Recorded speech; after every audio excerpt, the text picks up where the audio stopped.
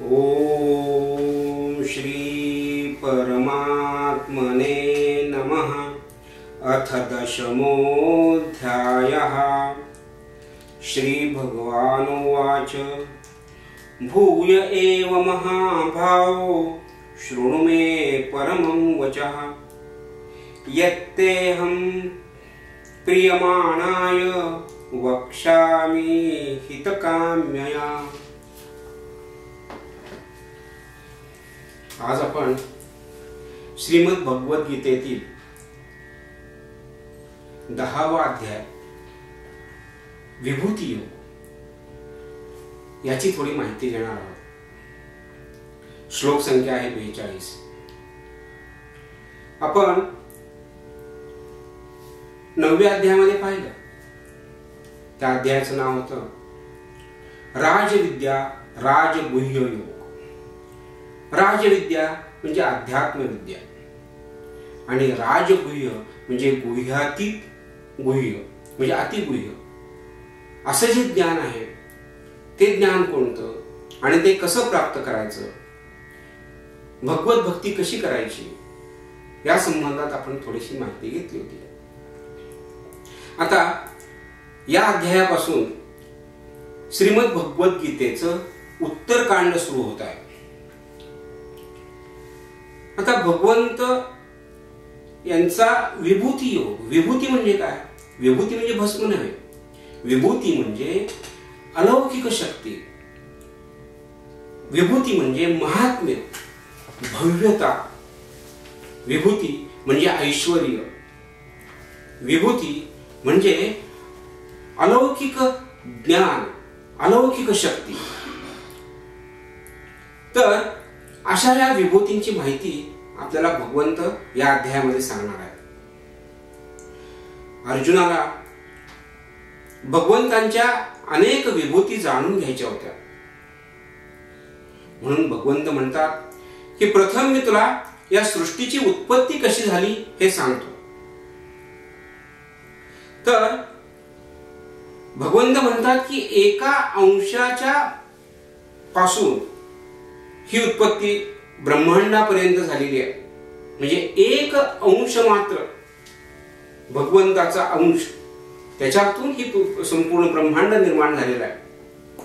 आणि याच्यामध्ये प्रथम ब्रह्म, नंतर शिव, 2 अश्विनी कुमार, 4 सनत कुमार, सनकादी मुनी, त्यानंतर सप्तर्षी, अष्टवसु, 11 रुद्र, 12 अदिती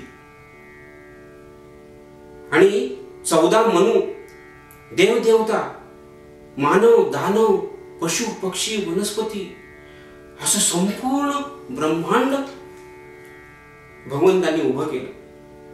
आणि या सृष्टीमध्ये अनंत विभूती या भगवंतांच्या आहेत। आता भगवंत म्हणजे काय? तर पराशर ऋषी यांनी भगवंताची व्याख्या केली आहे।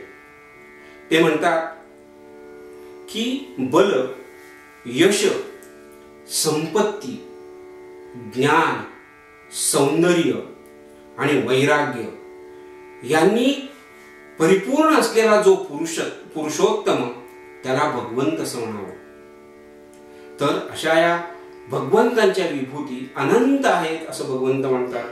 त्यातल्या काही त्यांनी या भगवद्गीतेमध्ये सांगितलेल्या आहेत। या भगवद्गीतेमध्ये साधारणपणे 193 विभूती भगवंतांनी सांगितलेल्या आहेत, सर्व अध्यायात मिळून। पैकी काही विभूती अशा आहेत की ज्योतीमध्ये प्रकाश देणारी अशी जी ज्योत कुठली असेल तर तो सूर्य ही माझी विभूती आहे। नक्षत्र समूहामध्ये असणारा जो चंद्र ती म्हणजे माझी विभूती आहे। प्राण्यांच्या मध्ये वनराज सिंह ही माझी विभूती आहे असं समज। पक्ष्यांच्या मध्ये गरुड ही माझी विभूती आहे असं समज। त्यानंतर असुरांच्या मध्ये प्रल्हाद ही भगवंतांची विभूती आहे। घोड्यांच्या मध्ये उच्चैश्रवा नावाचा घोडा ही भगवंतांची विभूती आहे. हत्तींमध्ये जो 14 रत्नांच्या मधून निघालेला ऐरावत ही भगवंतांची विभूती आहे. त्यानंतर नारद ही सुद्धा भगवंतांची विभूती आहे. कवीमध्ये शुक्राचार्य ही त्यांची विभूती आहे. त्यानंतर नदीमध्ये गंगा नदी ही भगवंतांची विभूती आहे. उंच असणाऱ्या पर्वतामध्ये जो ह्याच्या समुद्र मंथनाच्या वेळेला जो पर्वत घेतलेला होता, तर तो पर्वत, तसंच हिमालयाच्या ज्या रांगा आहेत त्यामध्ये हिमालय ही जी विभूती आहे ती भगवंतांची विभूती आहे. सुमेरू पर्वत ही भगवंतांची विभूती आहे. अशा कितीतरी विभूती भगवंतांनी सांगितलेल्या आहेत आपल्याला या अध्यायामध्ये. आणि भगवंत म्हणतात की या सर्व विभूती माझ्या आहेत. एवढंच नव्हे तर जे जे उत्तम उदात्त उन्नत दिसत असेल ती सर्व माझंच स्वरूप आहे. कारण मी या सृष्टीचा आदिकर्ता आहे. ऋषी मुनी देव देवता या कुणालाही माझा जन्म केव्हा झाला हे माहीत नाही. कारण त्या सर्वांचं आदि कारण मीच आहे. मीच ही सृष्टी निर्माण केलेली आहे असे या भगवंतांनी या अध्यायामध्ये आपल्याला सांगितलेलं आहे. म्हणून या अध्यायाला विभूती योग असं नामकरण केलेलं आहे. आता पुढच्या अध्यायामध्ये भगवंत आपल्याला काय मार्गदर्शन करतात ते आपण पाहू. ओम शांती शांती शांती.